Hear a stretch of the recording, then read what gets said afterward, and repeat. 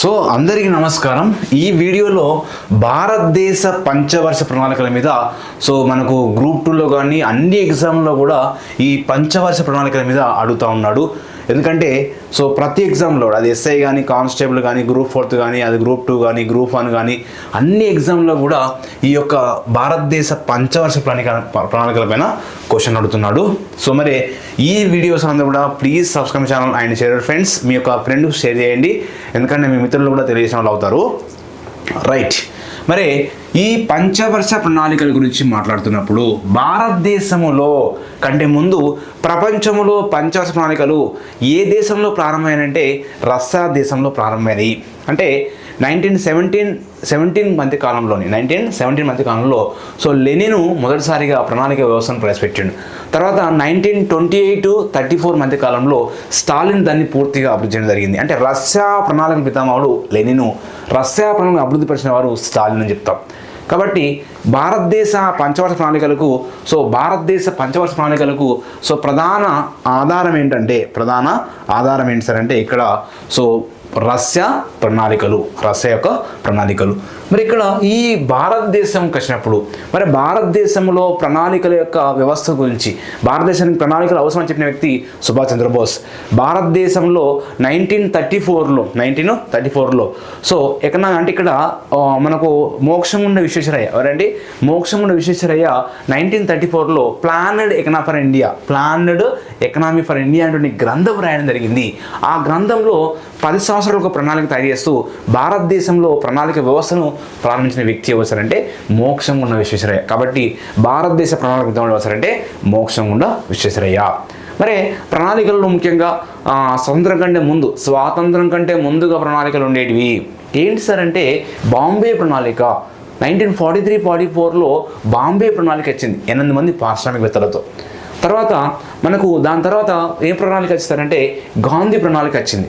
1944లో గాంధీ ప్రణాళిక వచ్చింది. గాంధీ ప్రణాళిక రూపకర్త అంటే శ్రీమన్నారాయణ అగర్వాల్. ఎవరండి? శ్రీమన్నారాయణ అగర్వాల్. మరి అదేవిధంగా దీంతో పాటుగా మనకు ప్రజా ప్రణాళిక వచ్చింది. ఏ ప్రణాళిక వచ్చింది? ప్రజా ప్రణాళిక వచ్చింది. ఈ ప్రజా ప్రణాళిక రూపకర్త అంటే ఇక్కడ ఎంఎన్ రాయ్. ఎవరండి? ఎంఎన్ రాయ్. స్వాతంత్రం తర్వాత మనకు సర్వోదయ ప్రణాళిక వచ్చింది. 1950లో మనకు సర్వోదయ ప్రణాళిక వచ్చింది. జయప్రకాష్ నారాయణ్ దీన్ని రూపొందించడం జరిగింది.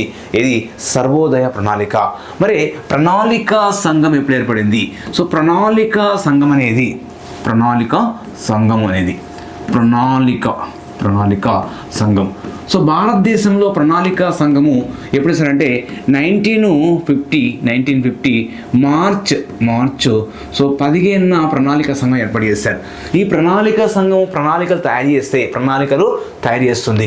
మరి ప్రణాళికలను అవి అమలు చేయడం కోసము, మరి ప్రణాళికలు సరిగ్గా ఉన్నాయా వాటిని ఆమోదించడం కోసం, అసలు ప్రణాళికలు ఆమోదించేటువంటి సంస్థ ఏంటంటే ప్రణాళికలు ఆమోదించేటువంటి సంస్థ ఏంటి అంటే ఇక్కడ మేజర్గా NDC నేషనల్ డెవలప్మెంట్ కౌన్సిల్ అంటాం. National development council.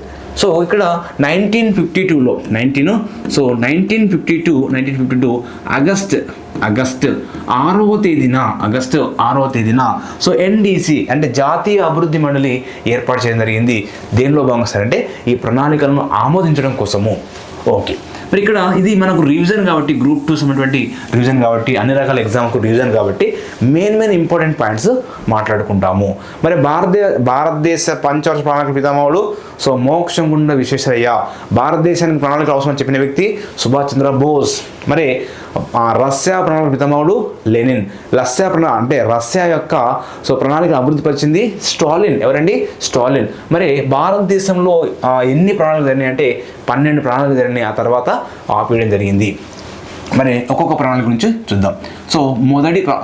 మొదటి పంచవర్ష 1వ పంచవర్ష ప్రణాళిక. ఈ మొదటి పంచవర్ష ప్రణాళిక అనేది కాలం కొన్ని ఇంపార్టెంట్ పాయింట్స్ మాట్లాడుకుంటాం. కాలం ఎప్పటి నుంచి అంటే 1951 నుంచి 1956 దీని కాలం ఏంటి సార్ అంటే దీని యొక్క కాలం చూసినట్లయితే 51 నుంచి 56 వరకు దీని యొక్క కాలము. అంటే ఎప్పుడు స్టార్ట్ అవుతుంది? ఏప్రిల్ 1 స్టార్ట్ అవుతుందండి. ఏప్రిల్ 1 స్టార్ట్ అయ్యి ఎప్పుడు ఎండ్ అవుతుంది? మార్చ్ సో మార్చిలో మనకు ఎండ్ అవుతుంది. సో మార్చ్ 31 ఎండ్ అవుతుంది. మార్చ్ 31 ఎండ్ అవుతుంది అంటే ఏప్రిల్ 1 స్టార్ట్ అయ్యి మార్చ్ 31కు ఎండ్ కావడం జరుగుతుంది. ఏం సార్ అంటే ప్రతి ప్రణాళిక. మరి ఇక్కడ ఈ మొదటి పంచవర్ష ప్రణాళికలను ఏమంటారంటే వ్యవసాయ ప్రణాళిక అంటాం. ఏమంటామండి? వ్యవసాయ ప్రణాళిక అంటాం. వ్యవసాయ ప్రణాళిక అంటాం. కొన్ని ఇంపార్టెంట్ పాయింట్స్ మాట్లాడతాం. మరి ఇక్కడ ఈ ప్రణాళిక యొక్క రూపకర్త ఎవరు? ఈ యొక్క ప్రణాళిక యొక్క రూపకర్త ఎవరంటే రూపకర్త. మొదటి ప్రణాళిక యొక్క రూపకర్త ఎవరంటే మోక్షం గుండం. సో మోక్షం గుండం విశ్వేశ్వరయ్య. అయ్యా. So Visvesvaraya, right. విశ్వేశ్వరయ్య అంటే మోక్షగుండం విశ్వేశ్వరయ్య దీని యొక్క మొదటి ప్రణాళిక యొక్క రూపకర్త. మరి ఇక్కడ మొదటి పంచవర్ష ప్రణాళిక యొక్క చైర్మన్ ఎవరండి? చైర్మన్. మరి దీని యొక్క చైర్మన్ ఎవరంటే నెహ్రూ అండి. దీని యొక్క చైర్మన్ నెహ్రూ. మరి దీని యొక్క డిప్యూటీ చైర్మన్ ఎవరు? Deputy chairman. So deputy chairman. మరి దీని యొక్క డిప్యూటీ చైర్మన్ ఎవరు సార్ అంటే డిప్యూటీ చైర్మన్ ఎవరు సార్ అంటే సో జిఎల్ నందా అంటే గుల్జారీలాల్ నందా. మరి మొదటి పంచవర్ష ప్రణాళిక యొక్క ఏమి ప్రాధాన్యత ఇచ్చింది? ఇది చాలా ఇంపార్టెంట్. ప్రతి ఎగ్జామ్లో ప్రాధాన్యత అడుగుతాడు. సో గ్రూప్ 3 ఎగ్జామ్లో కూడా ఒక సైడ్ ప్రణాళిక ఇస్తాడు, మరొక సైడ్ ప్రాధాన్యత ఇస్తాడు. వాటిని మ్యాచ్ ద ఫాలోయింగ్ అడుగుతాడు. సో మొదటి పంచవర్ష ప్రణాళిక ప్రాధాన్యత ఏంటంటే వ్యవసాయ రంగము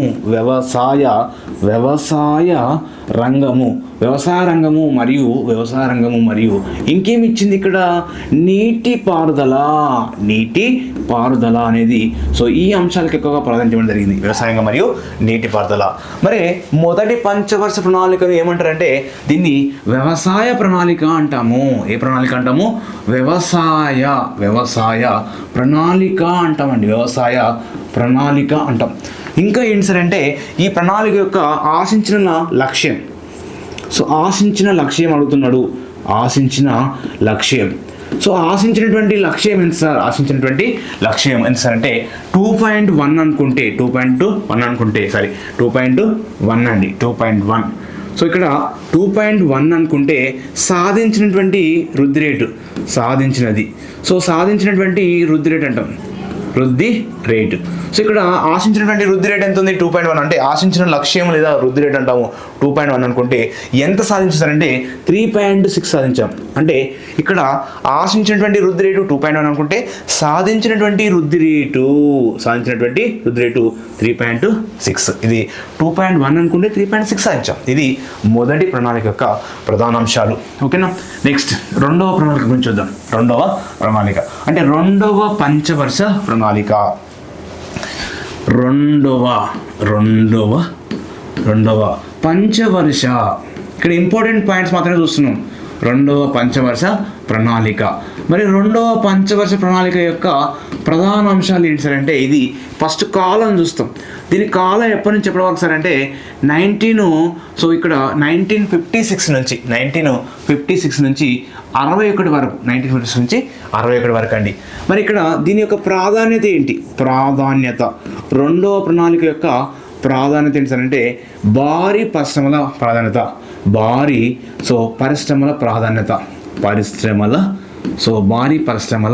ప్రాధాన్యత అనేది దీని యొక్క ప్రధాన ఉద్దేశం. భారీ పరిశ్రమల ప్రాధాన్యత. మరియు రెండవ పంచవర్ష ప్రణాళిక యొక్క ఇక్కడ రూపకర్త ఎవరు? సో రెండవ పంచవర్ష ప్రణాళిక యొక్క రూపకర్త ఎవరంటే ఇక్కడ సో మహల్ నోబిస్ అండి. పిసి మహల్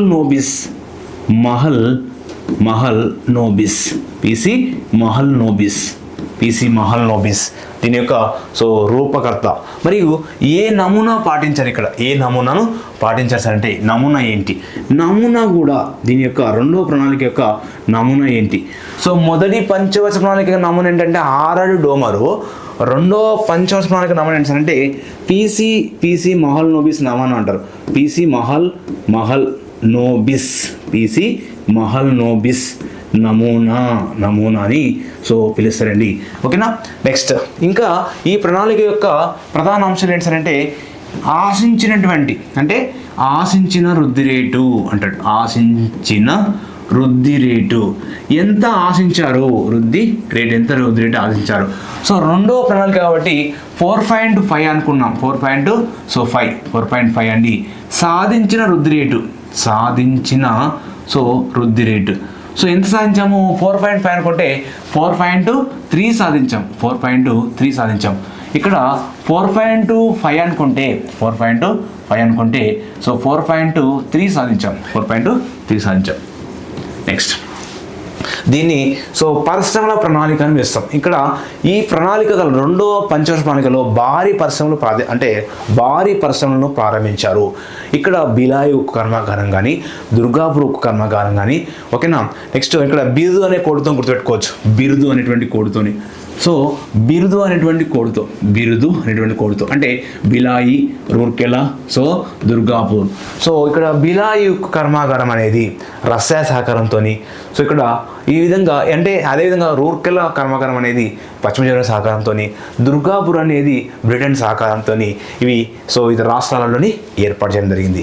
అంటే ఈ బిలాయి ఉక్కు కర్మాగారము సో రష్యా సహకారంతో ఏర్పడింది, ఛత్తీస్గఢ్ రాష్ట్రంలో ఉంది. సో రూర్కెలా కర్మాగారం అనేది సో ఇక్కడ రోజా అనేటువంటి కోడ్తో ఒడిశా రాష్ట్రంలో ఉంది. దుర్గాపూర్ అనేది సో ఇక్కడ దుర్గాపూర్ ఉక్కు కర్మాగారం ఎక్కడ అంటే పశ్చిమ బెంగాల్లో ఉంది. అట్లా దీని మీద మనకు క్వశ్చన్లు అడిగే అవకాశం ఉంటుంది.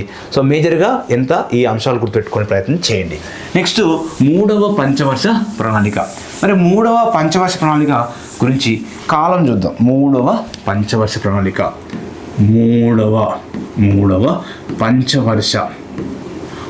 పంచవర్ష. సో ఈ ప్రణాళికలో ఉన్నటువంటి కొన్ని ఇంపార్టెంట్ పాయింట్స్ మాత్రమే మాట్లాడుకుంటున్నాం. మరి మూడవ పంచవర్ష ప్రణాళిక అనేది ఫస్ట్ కాలం చూద్దాం.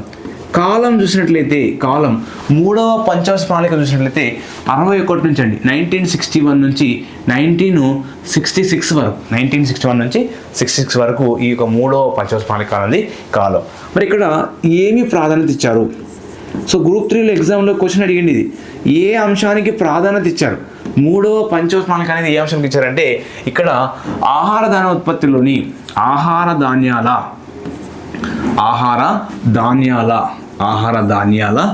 సో ఉత్పత్తిలో సో ఏంటంటే స్వయం సమృద్ధి. సో కొన్ని పుస్తకాల్లో స్వయం సమృద్ధి అని కూడా ఉంటుంది డైరెక్ట్గా. సో స్వయం సమృద్ధి అనే ఆహార ధాన్య ఉత్పత్తిలో స్వయం సమృద్ధి సాధించడం అనేది ఎన్నో ప్రణాళిక లక్ష్యం అంటే మూడవ పంచవర్ష ప్రణాళిక యొక్క లక్ష్యము. మరి మూడవ పంచవర్ష ప్రణాళిక యొక్క రూపకర్త ఎవరు? మరి రూపకర్త ఎవరంటే ఇక్కడ మిగతా చూసినట్లయితే అశోక్ మెహతా అండి. మూడవ పంచ ప్రణాళిక ఎవరంటే అశోక్ మెహతా దీని యొక్క సో రూపకర్త మరియు నమూనా అంటే నమూనా ఏంటంటే అశోక్ మెహతా నమూనా అంటాం. నమూనా కూడా ఇతనిదే. మరి సో రెండవ పంచవర్ష ప్రణాళిక యొక్క సో చైర్మన్ అడుగుతాడు. చైర్మన్ ఎవరండి? రెండవ ప్రణాళిక చైర్మన్ ఎవరంటే సో 3 వరకు 1 నుంచి 3 వరకు నెహ్రూ అండి. కానీ రెండవ ప్రణాళిక యొక్క డిప్యూటీ చైర్మన్ ఎవరంటే సో విటి కృష్ణమాచారి రెండవ ప్రణాళిక యొక్క సో డిప్యూటీ చైర్మన్. మరి మూడవ పంచవర్ష ప్రణాళిక యొక్క చైర్మన్ మూడవ ప్రణాళిక యొక్క చైర్మన్ చూసినట్లయితే చైర్మన్ ఎవరంటే నెహ్రూ అండి. ఎవరండి? నెహ్రూ. మరి మూడవ ప్రణాళిక యొక్క డిప్యూటీ చైర్మన్ ఎవరు? Deputy chairman so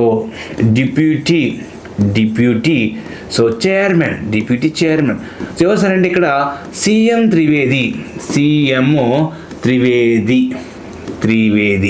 so CM Trivedi అనేది సో దీని యొక్క డిప్యూటీ చైర్మన్.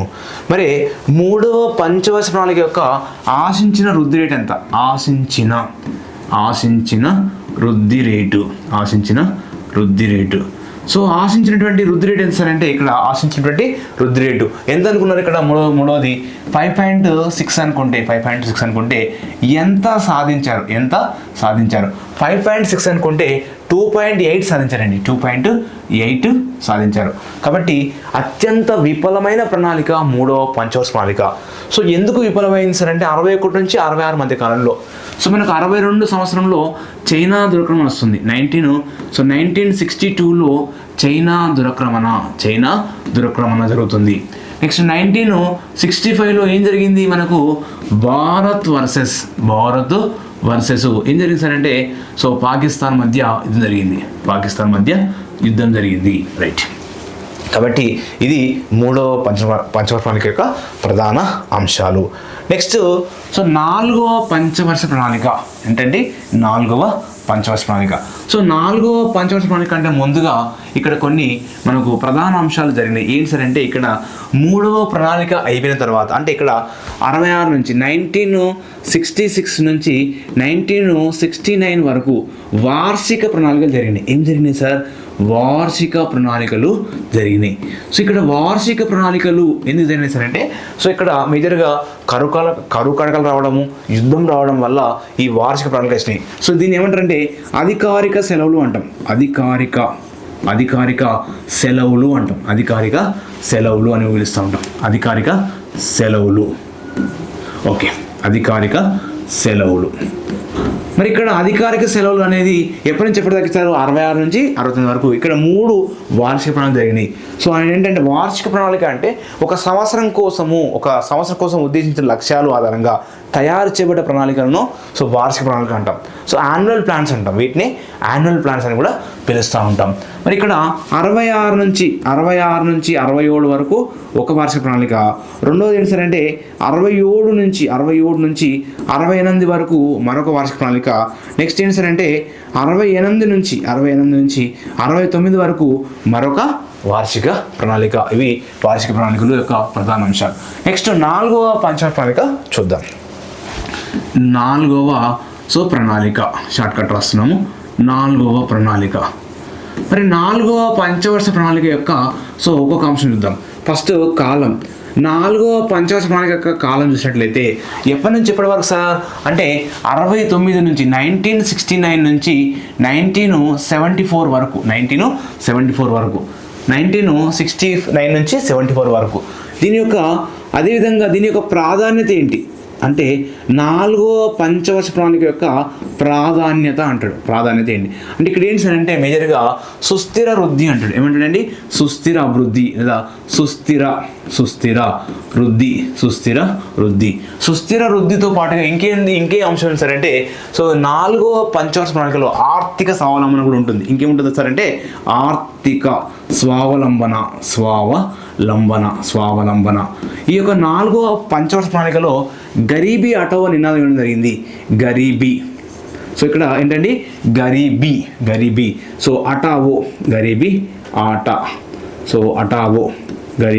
హటావో. సో గరీబీ హటావో నినాదం కూడా ఏ ప్రణాళికలు ఇచ్చేదంటే 4వ పంచవర్ష ప్రణాళికలు ఇవ్వడం జరిగింది. మరి 4వ పంచవర్ష ప్రణాళిక యొక్క సో నెక్స్ట్ ఏంటి సార్ అంటే చైర్మన్ ఎవరండి? నెక్స్ట్ చైర్మన్ ఎవరు? మరి ఇక్కడ మొదటి 3 ప్రణాళికలకు నెహ్రూ అండి. ఆ తర్వాత ఇందిరాగాంధీ వస్తుంది. ఇందిరాగాంధీ. 4వ పంచవర్ష ప్రణాళిక యొక్క చైర్మన్ వస్తారంటే ఇందిరాగాంధీ. వైస్ చైర్మన్ ఎవరు? 4వ పంచవర్ష ప్రణాళిక యొక్క వైస్ చైర్మన్ ఎవరండి? సో 4వ పంచవర్ష ప్రణాళిక యొక్క వైస్ చైర్మన్ వస్తారంటే సో డిఆర్ గాడ్గిల్ అంటాం. సో డిఆర్ గాడ్గిల్ దీని యొక్క సో డిప్యూటీ చైర్మన్ లేదా వైస్ చైర్మన్. మరి దీని యొక్క రూపకర్త ఎవరు? సో 4వ ప్రణాళిక యొక్క రూపకర్త ఎవరు సార్ అంటే సో ఆ 4వ ప్రణాళిక డిఆర్ గాడ్గిల్ అండి. దీని రూపకర్త ఎవరు సార్ అంటే కూడా డిఆర్ గాడ్గిల్ దీని యొక్క రూపకర్తగా చెప్పొచ్చు. మరి ఏ నమూనా ఫాలో అయింది? డిఆర్ గాడ్గిల్ నమూనా ఏంటంటే నమూనా ఏంటి? మరి నమూనా కూడా ఏంటి సార్ అంటే డిఆర్ గాడ్గిల్ నమూనా. మరి ఈ యొక్క 4వ పంచవర్ష ప్రణాళిక యొక్క ఆశించిన వృద్ధి రేట్ ఎంత? ఆశించిన వృద్ధి రేట్. మరి ఆశించినటువంటి వృద్ధి రేట్ ఎంత సార్ అంటే 4వ ప్రణాళిక యొక్క ఆశించినటువంటి వృద్ధి రేటు 5.7 అనుకున్నామండి. 5.7 అనుకుంటే ఎంత సాధించాము? సాధించిన వృద్ధి రేటు సో ఎంత సార్ అంటే సాధించినటువంటి వృద్ధి రేటు 3.3 అండి. ఇది చాలా గుర్తుపెట్టుకోవాలి. ఇవి చాలా ఇంపార్టెంట్. సో గ్రూప్ 2లో ఇలాంటి బిట్లే అడుగుతాడు. గ్రూప్ 2లో ఇలాంటి బిట్లు అడుగుతాడు. 5.7 అనుకుంటే 3.3 సాధించాము 4వ ప్రణాళిక. మరి 4వ ప్రణాళికలో ముఖ్యంగా ఒక నినాదం ఇచ్చారు, ఏంటంటే గరీబీ హటావో. దీని యొక్క chairman Indira Gandhi, vice chairman so D R Gadgil. నమూనా ఏంటి? డిఆర్ నమూనా. దీని యొక్క రూపకర్త కూడా డిఆర్ గాడ్గిల్ అనేది. సో దీని యొక్క ప్రధాన అంశాలు. నెక్స్ట్ 5వ ప్రణాళిక చూద్దాం. సో 5వ ప్రణాళికలో ఉన్నటువంటి ప్రధాన అంశాలు. 5వ ప్రణాళిక చూడండి. సో 5వ పంచవర్ష ప్రణాళిక, షార్ట్కట్గా 5వ ప్రణాళిక అని రాస్తున్నాం. 5వ పంచవర్ష ప్రణాళిక అండి. సో 5వ పంచవర్ష ప్రణాళిక కాలం చూసినట్లయితే ఫస్ట్ కాలం చూస్తామండి, కాలం. సో 5వ పంచవర్ష ప్రణాళిక కాలం చూసినట్లయితే 1974 నుంచి 1978 వరకు అండి. 1974 నుంచి 1978 వరకు. దీని యొక్క ప్రాధాన్యత ఏంటి? అంటే 5వ పంచవర్ష ప్రణాళిక యొక్క ప్రాధాన్యత ఏంటి? ప్రాధాన్యత ఏంటి? సో ఏంటి సార్ అంటే 5వ అంటే పేదరిక నిర్మూలన. సో పేదరిక నిర్మూలన. ఇంకేమన్నాడు? పేదరిక నిర్మూలనతో పాటుగా సో పేదరిక నిర్మూలన, స్వయం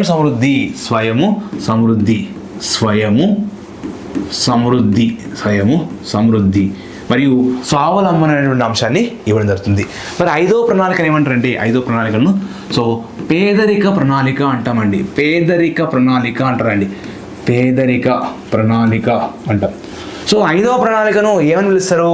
సో పేదరిక ప్రణాళిక అంటారు.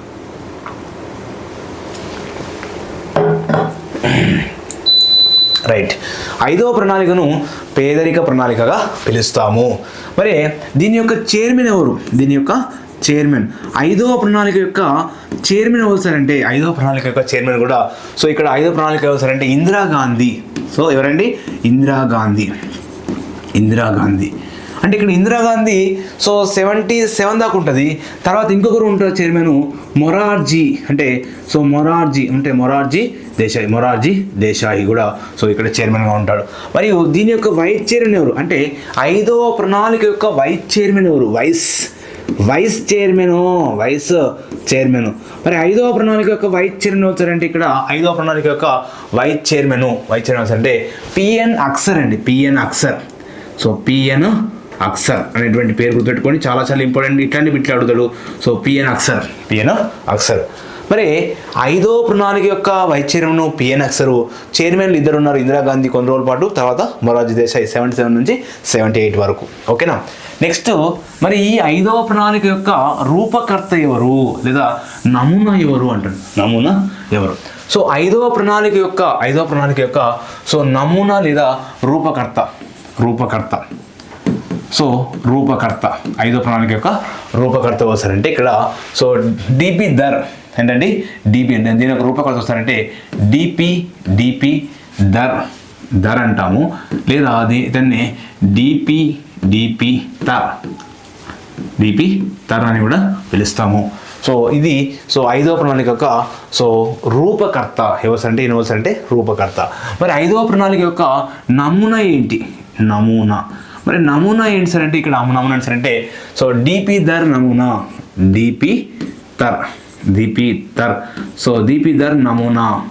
ఇంకొక నమూనా కూడా ఉంటుందండి. ఏమో సార్ అంటే సుబ్రహ్మణ్యం నమూనా అంటాం దీన్ని. సుబ్రహ్మణ్యం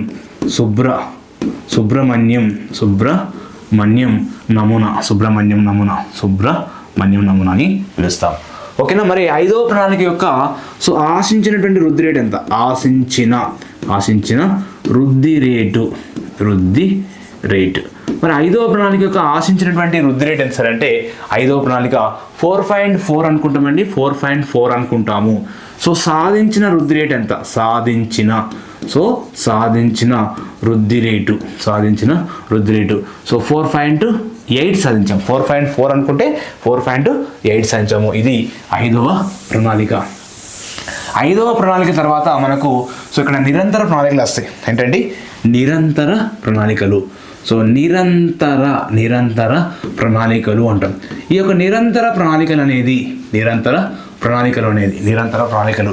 సో ఎప్పటి నుంచి ఎప్పుడు వస్తారంటే 1978 నుంచి 1980 మధ్య కాలంలో నిరంతర ప్రణాళికలు వస్తాయి. సో నిరంతర ప్రణాళిక యొక్క రూపకర్త వస్తారంటే రూపకర్త మరి రూపకర్త వస్తారంటే గున్నారు. ఎవరండి? గున్నారు మిర్దలు అండి దీని యొక్క రూపకర్త. మరియు ఈ భారతదేశంలో అంటే ఇండియాలో దీని యొక్క రూపకర్త ఎవరు? ఇండియాలో సో దీని రూపకర్త అంటే నిరంతర ప్రణాళిక యొక్క రూపకర్త ఎవరంటే ఇక్కడ సో లక్డావాలా. సో లక్డావాలా ఏంటి? లక్డావాలా అనేది సో గుర్తుపెట్టుకోండి. ఇది ఒక నిరంతర ప్రణాళికలు 1978 నుంచి 80 మధ్య కాలంలో ఈ యొక్క నిరంతర ప్రణాళికలు. అంటే సో ఈ నిరంతర రోలింగ్ ప్లాన్స్ అంటాం. ఏంటంటే రోలింగ్ ప్లాన్ అంటాం. అంటే సో ఇక్కడ ప్రతి సంవత్సరం కూడా అంటే సో గత సంవత్సరాన్ని చేసేసుకొని సో ఇక్కడ ప్రణాళికలు తయారు చేయబడతాయి. అంటే ప్రతి సంవత్సరం కూడా తిరిగి తయారు చేయబడతాయి. నెక్స్ట్ ఇంకా ఏంటి సార్ అంటే మనకు ఉన్నటువంటి మేజర్ పాయింట్స్ మాట్లాడుకుంటాం కాబట్టి సో ఇప్పటివరకు 5 ప్రణాళికలు మాట్లాడినాం. ఇప్పుడు 6వ పంచవర్ష ప్రణాళిక. సో 6వ ప్రణాళిక అంటే 6వ పంచవర్ష ప్రణాళిక. మరి ఇక్కడ 6వ పంచవర్ష ప్రణాళిక యొక్క కాలము సో గుర్తుపెట్టుకోండి. ఆ కాలం అనేది మ్యాక్సిమం 5 సంవత్సరాలకు ఒకసారి ఉంటుంది కాబట్టి సో ఇక్కడ 6వ పంచవర్ష ప్రణాళిక అనేది 1980 నుంచి 85 మధ్య కాలంలో ఈ 6వ పంచవర్ష ప్రణాళిక యొక్క కాలం. మరి ఇక్కడ దీని యొక్క ప్రాధాన్యత ఏంటి? సో ఇక్కడ చాలా ఇంపార్టెంట్ ఎగ్జామ్లలో సో మ్యాచ్ ద ఫాలోయింగ్ అడుగుతున్నాడు. సో 6వ పంచవర్ష ప్రణాళిక ప్రాధాన్యత ఏంటంటే ఉపాధి కల్పన. చూడండి ఇక్కడ ఫస్ట్ ఏమన్నాడు? ఉపాధి కల్పన. ఏ కల్పన? సో ఉపాధి కల్పన. ఇంకా ఏంటి సార్ అంటే సో పేదరిక నిర్మూలన.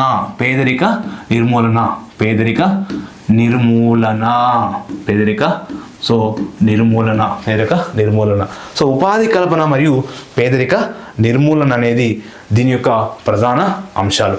ఓకేనా. నెక్స్ట్ ఈ 6వ ప్రణాళిక యొక్క చైర్మన్ ఎవరు? వాస్తవానికి ఈ 6వ ప్రణాళిక ఏమంటారంటే నిరుద్యోగ ప్రణాళిక అంటాం. ఏమంటారండి? దీన్ని నిరుద్యోగ ప్రణాళిక అని కూడా పిలుస్తాం. ఇంకొక విషయం ఏంటంటే ఈ 6వ ప్రణాళిక నిరుద్యోగ ప్రణాళిక అంటారు. 2 సార్లు తయారు చేసిన ప్రణాళిక. 2 సార్లు తయారు చేసినటువంటి ప్రణాళికను పిలుస్తూ ఉంటాం. 2 సార్లు తయారు చేశారు. అంటే ఇక్కడ 19 వాస్తవానికి 78 నుంచి 82 వేస్తారు. 2 సార్లు 78 to 82, తర్వాత 80 to 85 అనుకుంటారు. వాస్తవానికి లాస్ట్కు 80 to 85 అవుతుంది. రైట్. మరి ఇక్కడ ఈ ప్రణాళికలో చైర్మన్ అవుతారంటే ఇందిరాగాంధీ. ఎవరండి? ఇందిరాగాంధీ. ఒక బండ గుర్తు ఏంటి సార్ అంటే మొదటి 3 ప్రణాళికలు సో నెహ్రూ, ఆ తర్వాత సో 4, 5, 6 ఇందిరాగాంధీ సో ఉంటారు. నెక్స్ట్ దీని యొక్క వైస్ చైర్మన్ ఎవరు? Vice chairman. సో ఇక్కడ 6వ ప్రణాళిక యొక్క వైస్ చైర్మన్ ఎవరు? 6వ ప్రణాళిక యొక్క వైస్ చైర్మన్ ఎవరు అంటే ఎన్డి. సో ఏంటండి? ఎన్డి తివారీ. మరి ఇంకోళ్ళు ఉన్నారు సార్ అంటే దీనిలో సో ఎస్బి చవాన్. ఎగ్జామ్లో ఇట్లాంటి ప్రశ్నలు అడుగుతాడు.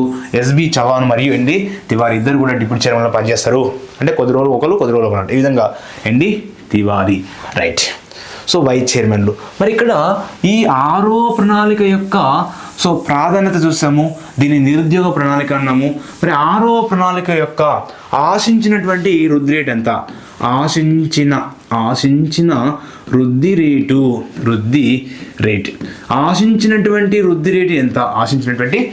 రేటు ఎంత?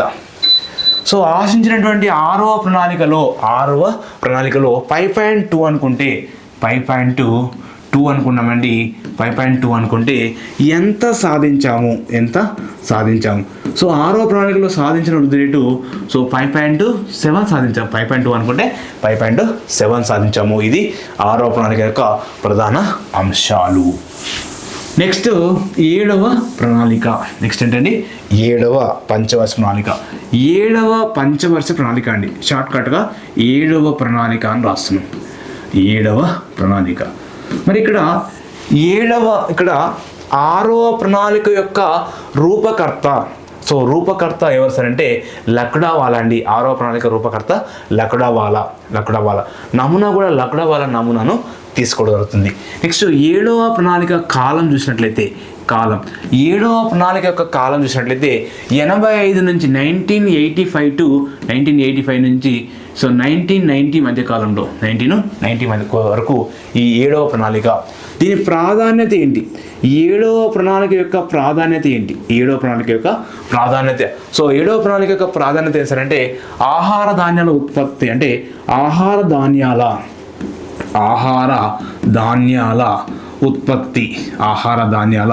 ఉత్పత్తి అనేటువంటిది ప్రధాన ఉద్దేశము. మరియు ఉత్పాదకత పెంపుదల అనేది ఉత్పాదకత సో పెంపుదల అనేది కూడా దీని యొక్క ప్రధాన లక్ష్యం, పెంపుదల. నెక్స్ట్ మరి 7వ ప్రణాళిక యొక్క చైర్మన్ ఎవరండి? 7వ ప్రణాళిక యొక్క చైర్మన్ అవుతారంటే ఇక్కడ రాజీవ్ గాంధీ. ఎవరండి? రాజీవ్ గాంధీ దీని యొక్క సో చైర్మన్ అండి. సో వైస్ చైర్మన్ అడుగుతుంది ఈ మధ్యకాలంలో, వైస్ చైర్మన్ వరుసగా అడుగుతుండు. సో వైస్ చైర్మన్ గుర్తుపెట్టుకోవాలి వరుసగా. వైస్ చైర్మన్ ఎవరు అంటే ఈ యొక్క 7వ పంచవర్ష ప్రణాళిక యొక్క వైస్ చైర్మన్ ఎవరు సార్ అంటే vice chairman so Manmohan Singh అండి. ఎవరండి? మన్మోహన్ సింగ్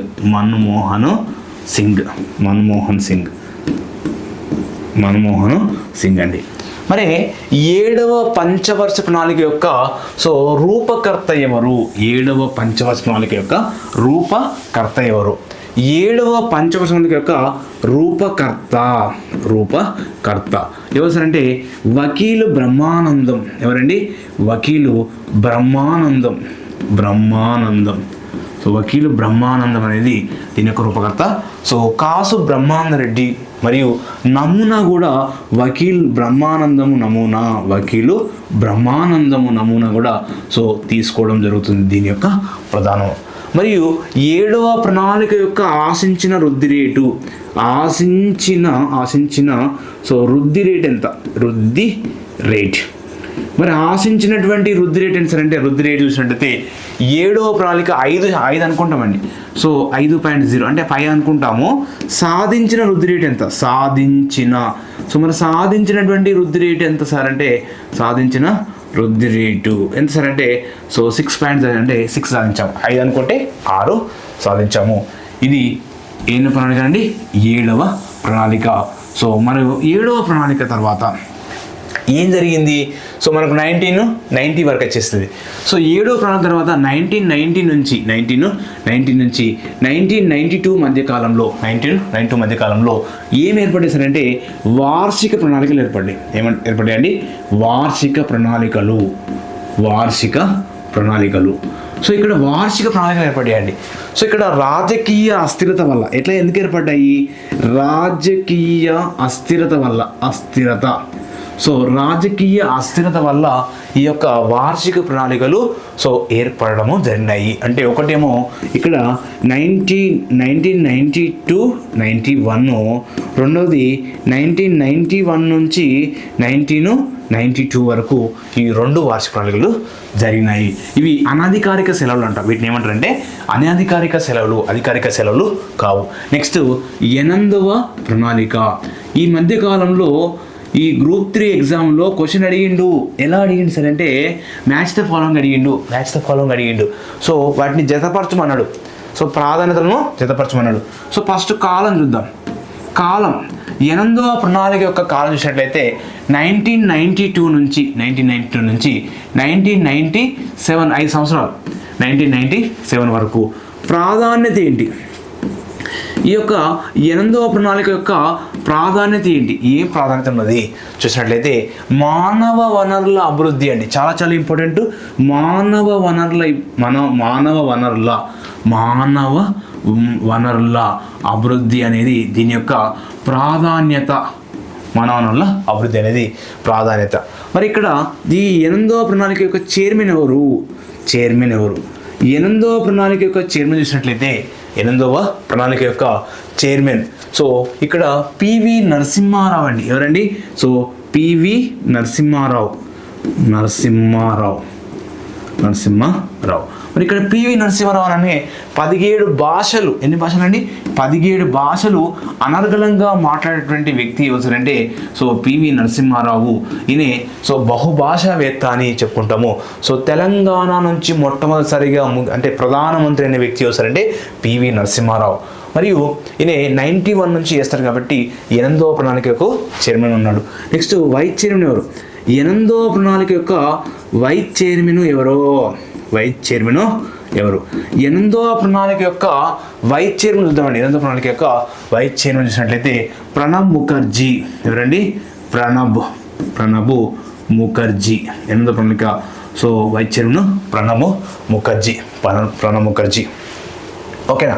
మరి ఇక్కడ 8వ ప్రణాళిక యొక్క ఆశించినటువంటి నెక్స్ట్ ఇక్కడ నమూనా ఏంటి? వాస్తవానికి 8వ ప్రణాళిక నుంచి ఇక్కడ సూక్ష్మ ప్రణాళికలు నమోదు చేస్తారు. సూక్ష్మ ప్రణాళికలు అంటే ఇండక్టివ్ ప్రణాళికలు చేస్తారు. సూక్ష్మ ప్రణాళికలు ఈ ప్రణాళికలో ఎల్పిజి నమూనా ఫాలో అవుతారండి. ఎల్పిజి అంటే సో లిబరలైజేషన్, ప్రైవేటైజేషన్, గ్లోబలైజేషన్ నమూనా ఫాలో అవుతారు. ఇంకా చెప్పాలంటే ఈ ప్రణాళికలో ఇంకా ఏం నమూనా సరే అంటే ఇక్కడ 8వ ప్రణాళికలో సో జాన్ మిల్లర్ నమూనా ఫాలో అవుతారండి. ఏంటంటే జాన్ మిల్లర్ నమూనా. ఇంకా నమూనా ఏంటంటే జాన్ మిల్లర్ నమూనా అంటారు. సో 8వ ప్రణాళిక యొక్క నమూనా ఏంటి సార్ అంటే జాన్ మిల్లరు నమూనా. ఇంకొక నమూనా ఏంటి సార్ అంటే పివి నరసింహారావు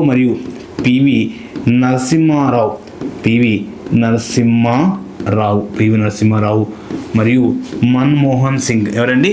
మన్మోహన్ సింగ్ యొక్క ఈ నమూనాలు ఇక్కడ పాల్గొనడం అంటే ఈ నమూనాను తీసుకోవడం జరిగింది. మరి 8వ ప్రణాళిక యొక్క అక్కడ రూపకర్త సార్ అంటే ఇక్కడ సో పివి నరసింహారావు, మన్మోహన్ సింగ్ అండి. పివి నరసింహారావు మరియు మన్మోహన్ సింగ్. మరి ఇక్కడ ఆశించినటువంటి ఆశించిన వృద్ధి రేటు ఎంత? సో 8వ ప్రణాళిక యొక్క ఆశించినటువంటి వృద్ధి రేట్ ఎంత సార్ అంటే ఎంత ఆశించారు? 5.6 అనుకుంటే 5.6 అనుకుంటే ఎంత సాధించారు? సాధించిన వృద్ధి రేటు. సో సాధించినటువంటి వృద్ధి రేట్స్ అంటే 5.6 అనుకుంటే 6.8 సాధించారండి. 6.8 సాధించారు.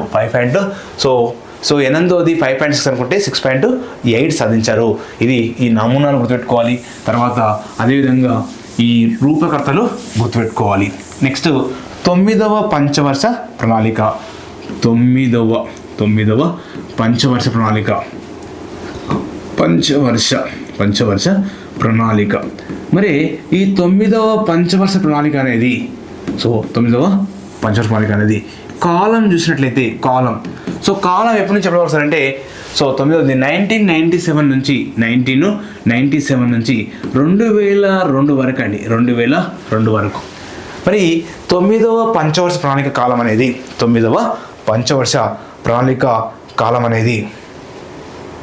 రైట్. మరి 9వ పంచవర్ష ప్రణాళిక కాలం అనేది చూసినట్లయితే 1997 నుంచి 2002 వరకు. దీని ప్రాధాన్యత ఏంటి? 9వ పంచవర్ష ప్రణాళిక యొక్క ప్రాధాన్యత చూసినట్లయితే సో ఇక్కడ సమానత్వము, సామాజిక న్యాయము. ఏంటండి? సమానత్వము మరియు సామాజిక న్యాయము. సమానత్వము, సామాజిక న్యాయము మరియు ఇంకా చెప్పాలంటే సాంఘిక న్యాయము. న్యాయము అనేటువంటిది ఇక్కడ ప్రాధాన్యత అండి. సాంఘిక న్యాయం అనేది ప్రాధాన్యత. సమానత్వము, సామాజిక న్యాయం అనేది 9వ పంచవర్ష ప్రణాళిక యొక్క ప్రాధాన్యత. ఇక్కడ 9వ పంచవర్ష ప్రణాళిక యొక్క చైర్మన్ ఎవరు? చైర్మన్. 9వ పంచవర్ష ప్రణాళిక యొక్క చైర్మన్ అవుతారంటే మనకు వాజ్పేయి. ఎవరండి? వాజ్పేయి ఉంటాడు. వాజ్పేయి. ఆ తర్వాత ఇంకొకరు కూడా చేస్తారు, దేవగౌడ. ఇద్దరు కూడా దీనికి చైర్మన్గా పనిచేస్తారు, వాజ్పేయి మరియు దేవగౌడ. మరి తొమ్మిదవ పంచవర్ష ప్రణాళిక యొక్క రూపకర్త ఎవరు, లేదా తొమ్మిదవ ప్రణాళిక యొక్క రూపకర్త ఎవరు సార్ అంటే ఇక్కడ మధు దండావతి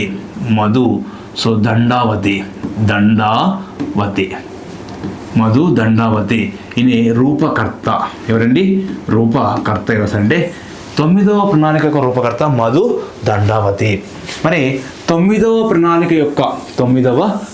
యొక్క నమూనా ఏంటి?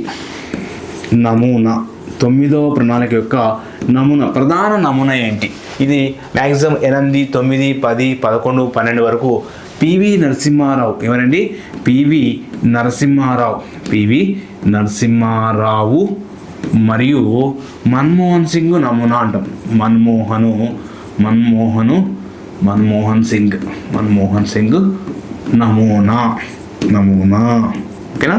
రైట్. సో తొమ్మిదవ ప్రణాళిక రూపకర్త మధు దండావతి, దీని నమూనా పివి నరసింహారావు మరియు మన్మోహన్ సింగ్ నమూనా.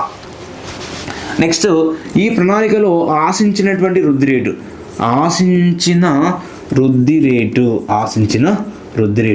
తో తొమ్మిదవ ప్రణాళికలో ఆశించినటువంటి వృద్ధి రేటు ఎంత ఉంది? ఎంత సార్ అంటే 6.5 అనుకున్నారండి. 6.2 అనుకున్నారు. సాధించారు. ఎంత సాధించారు? సో సాధించినటువంటి వృద్ధి రేటు 6.5 అనుకుంటే 5.24 సాధించారు. 6.5 అనుకుంటే 5.24 సాధించారు. ఎన్నో ప్రణాళిక అంటే తొమ్మిదవ ప్రణాళిక 6.5 అనుకుంటే 5.4 సాధించారు. రైట్. సో ఇలా తగ్గుతుంది, గుర్తుపెట్టుకోండి, తగ్గుతుంది. సో 6.5 కాబట్టి అలా గుర్తుపెట్టుకోండి. సో 6.5 అనుకుంటే ఇక్కడ 5.4 సాధించారు. మళ్ళీ రాస్తున్నాం చూడండి. 6.5 అనుకుంటే 5.4 సాధించాలి. ఇది తొమ్మిదవ ప్రణాళిక. నెక్స్ట్ 10వ ప్రణాళిక. నెక్స్ట్ ఏంటండి? 10వ పంచవర్ష ప్రణాళిక. మరి 10వ పంచవర్ష ప్రణాళిక అనేది 10వ పంచవర్ష ప్రణాళిక. రైట్. పంచవర్ష. సో 10వ పంచవర్ష ప్రణాళిక. రైట్. కాలం చూద్దాం. 10వ పంచవర్ష ప్రణాళిక యొక్క కాలం చూడండి. కాలం ఎప్పటి నుంచి చదవాలి సార్ అంటే 2002 నుంచి 2007 వరకు అండి. 2002 నుంచి 2007 వరకు 10వ పంచవర్ష కాలం అండి. మరి ఇక్కడ ఏ అంశానికి ఎక్కువ ప్రాధాన్యత ఇచ్చారు? 10వ పంచవర్ష ప్రణాళిక యొక్క ప్రాధాన్యత ఏంటి? ఏ అంశానికి ప్రాధాన్యత ఇచ్చారంటే ఇక్కడ 10వ ప్రణాళిక అనేది సో సమానత్వము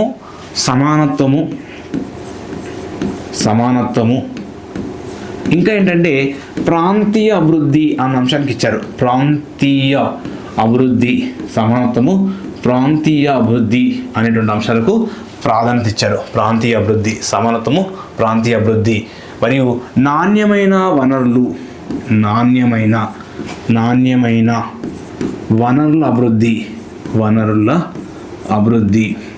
అభివృద్ధి అనేది ప్రధాన ప్రాధాన్యత ఇవ్వడం జరిగింది. మరియు 10వ పంచవర్ష ప్రణాళిక యొక్క చైర్మన్ ఎవరయ్యా చైర్మన్ ఇక్కడ? సో 10వ పంచవర్ష ప్రణాళిక చైర్మన్ చూసినట్లయితే చైర్మన్ ఎవరు ఉంటారండి? సో 2002 నుంచి 2007 మధ్యకాలంలో 2007 మధ్యకాలంలో వాజ్పేయి అండి. ఎవరండి? వాజ్పేయి ఉంటాడు. తర్వాత అంటే 2004 వరకే ఉంటాడు వాజ్పేయి. తర్వాత 2004 నుంచి 2014 దాకా మన్మోహన్ సింగ్ ఉంటాడు. సో మన్మోహన్ సింగ్. సో ఇద్దరు ఇక్కడ చైర్మన్గా ఉంటారు. ఇద్దరు కూడా చైర్మన్ ఉంటారు. అంటే వాజ్పేయి ఏమో 2004 దాకా ఉంటాడు. 2004 నుంచి 2000 సో ఇక్కడ 7 అనండి. అంటే ఈ కాలం వరకు చూసినట్లయితే, ఈ ప్రణాళిక చూసినట్లయితే 7 దాకా మన్మోహన్ సింగ్. ఓకేనా? మన్మోహన్ సింగ్. నెక్స్ట్ దీని యొక్క సో వైస్ చైర్మన్ ఎవరు? Vice chairman. సో 10వ పంచవర్ష ప్రణాళిక యొక్క వైస్ చైర్మన్ అండి. వైస్ చైర్మన్ ఎవరు సార్ అంటే సో ప్రధానంగా చూసినట్టయితే మాంటింగ్ సింగ్. 10వది ఎవరు సార్ అంటే మాంటింగ్ సింగ్ అహుల్వాలియా. మాంటింగ్ సింగ్ అహుల్వాలియా. మాంటింగ్ సింగ్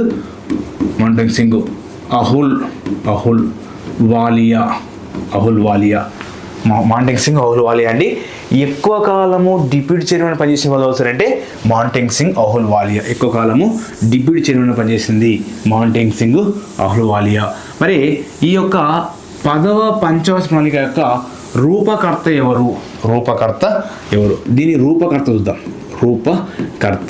రూపకర్త ఎవరు సార్ అంటే సో పిసి పంత్ అండి. దీని యొక్క నమూనా అంటే దీని యొక్క రూపకర్త సార్ అంటే పిసి పంత్.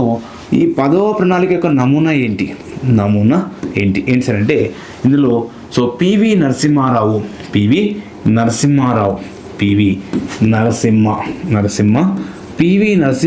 మరియు ఇంకా ఎవరు సార్ అంటే సో మన్మోహన్ సింగ్ నమూనా అండి. సో ఇది 10వ పంచవర్ష ప్రణాళిక యొక్క సో ప్రధాన అంశాలు. మరి 10వ పంచవర్ష ప్రణాళిక యొక్క ఆశించిన వృద్ధి రేట్ ఎంత? ఆశించినటువంటి వృద్ధి రేటు. సో ఎగ్జామ్లో ఇలాంటి క్వశ్చన్ అడుగుతాడు. 10వ ప్రణాళిక యొక్క ఆశించినటువంటి వృద్ధి రేట్ ఎంత? సో 8 అనుకున్నామండి. 8 అనుకున్నాము. సాధించింది ఎంత? సాధించింది 7.6. కొన్ని పుస్తకాల్లో 7.8 ఇచ్చాడు. సో వాస్తవానికి 7.6 ఇదా కరెక్ట్. సో 7.6 సాధించాం. ఇది 10వ ప్రణాళిక. నెక్స్ట్ ప్రణాళిక చూద్దాం. నెక్స్ట్ ప్రణాళిక ఏంటి సార్ అంటే 11వ పంచవర్ష ప్రణాళిక. సో ప్రణాళిక. మరి ఇక్కడ 11వ పంచవర్ష ప్రణాళిక కాలం చూద్దాం. ఏంటండి కాలం. సో కాలం చూసినట్లయితే సో 2007 నుంచి 2012 వరకు అండి. 2007 నుంచి 2012 వరకు. దీని ప్రాధాన్యత ఏంటి? ఈ చాలా ఎగ్జామ్లో దీని మీద క్వశ్చన్ అడిగిండు. దీని యొక్క ప్రాధాన్యత ఏంటంటే సమ్మిళిత అభివృద్ధి అండి. సమ్మిళిత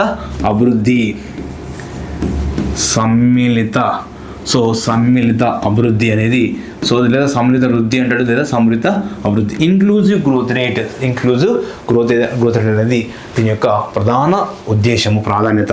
నెక్స్ట్ దీని యొక్క చైర్మన్ ఎవరు? 11వ ప్రణాళిక యొక్క చైర్మన్ ఎవరండి?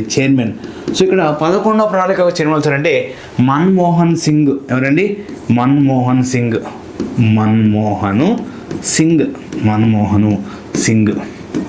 మరి ఇక్కడ 11వ ప్రణాళిక యొక్క వైస్ చైర్మన్ అంటే డిప్యూటీ చైర్మన్ ఎవరు? మరి వైస్ చైర్మన్ అవుతారండి ఇక్కడ మాంటెంగ్ సింగ్ అహుల్వాలియా. అండి. ఓకే, మాంటెంగ్ సింగ్ అహుల్వాలియా అంటే ఎక్కువ సంవత్సరాలు డిప్యూటీ చైర్మన్ పనిచేసిన వ్యక్తి వస్తారంటే Montagu Singh Ahluwalia. So last పనిచేసిన వ్యక్తి కూడా మాంటెంగ్ సింగ్ అహుల్వాలియా. మరి ఈ 11వ ప్రణాళిక యొక్క రూపకర్త ఎవరు సార్ అంటే కూడా మాంటెంగ్ సింగ్ అహుల్వాలియా. సో దీని రూపకర్త ఎవరు సార్ అంటే మాంటెంగ్ సింగ్ అహుల్వాలియా.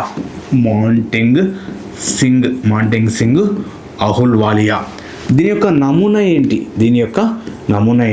11వ ప్రణాళిక యొక్క నమూనా ఏంటి సార్ అంటే సో ఇక్కడ పివి నరసింహారావు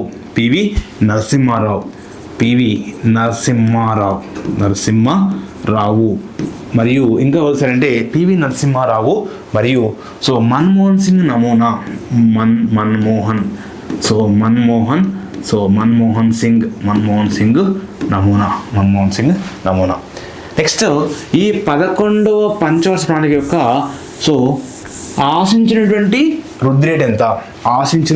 ఎగ్జామ్లో గ్రూప్ 3 ఎగ్జామ్లో అడిగిండు. ఆశించినటువంటి వృద్ధి రేట్ అడిగిండండి. చాలా చాలా ఇంపార్టెంట్. ఆశించినటువంటి వృద్ధి రేటు ఎంత? 11వ పంచవర్ష ప్రణాళిక ఆశించిన వృద్ధి రేట్ ఎంత సార్ అంటే ఇదే క్వశ్చన్ అడిగిండు. 9% అండి. 9%. ఎంత సాధించారు? సాధించిన వృద్ధి రేటు. సో సాధించినటువంటి వృద్ధి రేటు ఎంత సార్ అంటే సో 8.02. చాలా చాలా ఇంపార్టెంట్. అత్యధిక వృద్ధి రేటు సాధించినటువంటి ప్రణాళిక 11వ పంచవర్ష ప్రణాళిక. అత్యంత విఫలమైన ప్రణాళిక 3వ ప్రణాళిక. అత్యంత వృద్ధి రేటు సాధించింది 11వ పంచవర్ష ప్రణాళిక అండి. సో మరి ఈ 11వ పంచవర్ష ప్రణాళిక అనేది సో ఆశించిన వృద్ధి రేట్ ఎంత 9 అండి, 8.2 సాధించాము. ఓకేనా, ఇది సో 11వ ప్రణాళిక యొక్క ప్రధాన అంశాలు. ఓకేనా, నెక్స్ట్ ఏంటి సార్ అంటే సో లాస్ట్ ప్రణాళిక ఏంటి సార్ అంటే 12వ ప్రణాళిక.